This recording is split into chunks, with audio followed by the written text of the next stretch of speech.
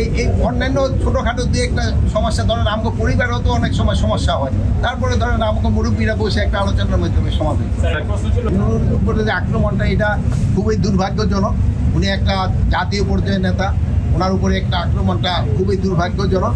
কিন্তু উনি তাড়াতাড়ি সুস্থ হয়ে যাক, আমরা সবাই আল্লাহর কাছে দোয়া করি।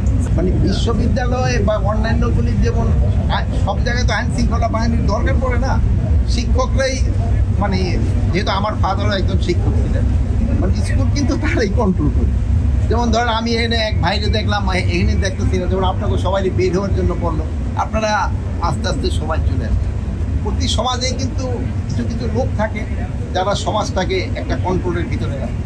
তো এখানেও যেমন ধরেন আমাদের ইউনিভার্সিটিতে যারা শিক্ষকতা করতেছেন এবং ভিসির আছেন, তারা খুবই যোগ্য এবং খুবই লার্নেড মানুষ, এবং ছাত্ররাও তাদের মেনে চলে। আমার মনে হয় ওনারা এই তাদের যে ছোটোখাটো সমস্যাগুলি আছে, আমাদের এই শিক্ষক এবং ছাত্ররা আলোচনার মাধ্যমে তারা সমাধান করে। এটা হয় কি, এই একটা আলোচনার মাধ্যমে সমাধান হয়েছে।